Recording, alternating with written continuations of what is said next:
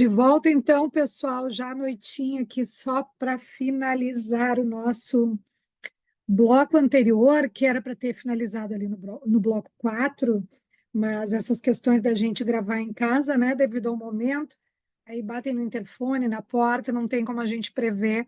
Tive que dar um stop sem conseguir, pelo menos, fazer um fechamento e me despedir de vocês.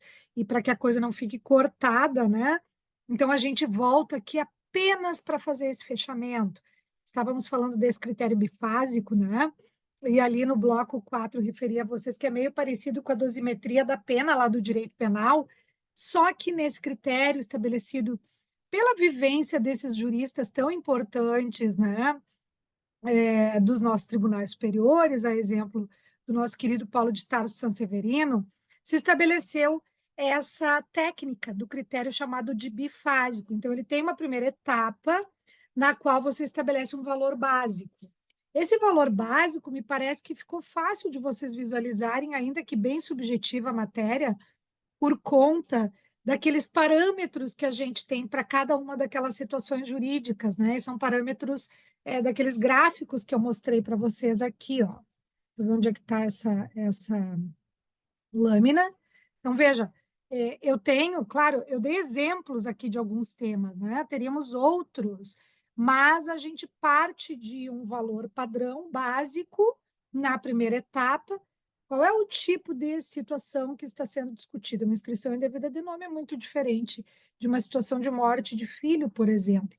E aí vai para a segunda etapa, trabalhando equitativamente, né, por meio da aplicação do julgador, esses 4 itens aqui. Gravidade do fato em si, até porque o 944 fala que a reparação se dá pela extensão dos danos. Depois, a culpabilidade do agente, sim, porque em que pese a gente tem lá no caput do 944, como falamos no momento anterior, o princípio da reparação integral, que em tese seria medido pela extensão do dano e não pelos níveis de culpa, mas o próprio parágrafo único permite diminuir, né, o valor da indenização equitativamente com base nesse critério da culpa, e aqui no critério bifásico vai servir, inclusive, para aumentar em alguns casos, né? Vimos que a teoria punitiva tem uma tendência, né, de analisar por aí.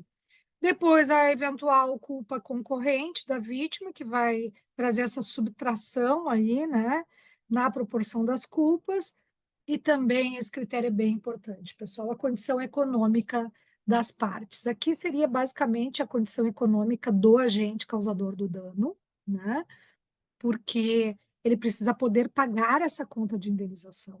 Não adianta, pelas condições econômicas que ele tem, colocar um valor estratosférico e inviabilizar o pagamento. Então, isso também tem que estar na mira do julgador, né? Quais são as condições que esse agente tem?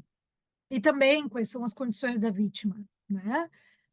Para que isso venha como um critério. Então, veja bem, nós temos o critério bifásico totalmente aceito pela jurisprudência, totalmente aplicado, mas não quero dizer que a gente ainda não vai ter subjetividade, porque essas questões aqui nos trazem esse grau também, né, de subjetividade, tá?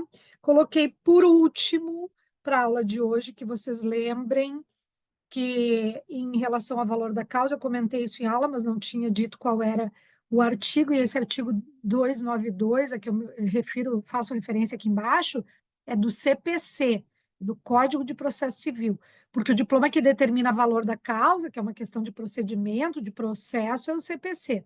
Então, o valor da causa consta da petição inicial, da nossa ação indenizatória ou da reconvenção, a gente pode ter as duas juntas, né? Quando há um direito desse réu de se tornar autor, porque tem um fato aí que muda completamente o jogo, né? E será na ação indenizatória, inclusive afundada no dano moral, essa é a novidade, o valor pretendido. Então, agora nós temos que colocar o valor, inclusive, que nós estamos trabalhando a título de condenação por dano moral. Se eu advogo para o autor, eu tenho que fazer uma pesquisa, né? Eu estou modulando os danos como? Eu tenho estético, eu tenho moral, eu tenho existencial, em situações correlatas, mais ou menos, qual é a base que a jurisprudência tem trabalhado. E aí eu encontro julgados, por exemplo, que falam em 400 mil, outros julgados que falem 200 mil. Eu vou puxar a brasa para o meu assado, eu vou juntar o maior número de julgados que eu puder daquela valoração para poder trabalhar o valor da causa ali. Isso acaba não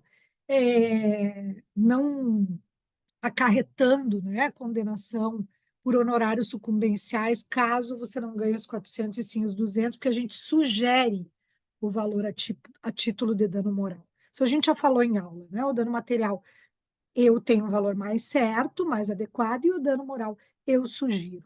Então, essas são as considerações aí a respeito, pessoal, de quantificação. Eu sei que o tema nos deixa aí num ambiente de incerteza, de insegurança, talvez seja o tema mais incerto, né, do direito civil nas suas considerações, essa questão de quantificação, mas não tem outra forma de trabalhar. Então, o que a gente tem em mãos são esses critérios, são essas direções.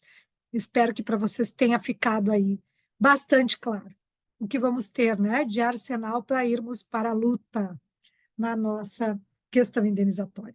Deixa um beijo grande, se cuidem, e vamos nos comunicando, inclusive pelo AVA, sobre os próximos dias, né? Em virtude da situação atual que nos encontramos.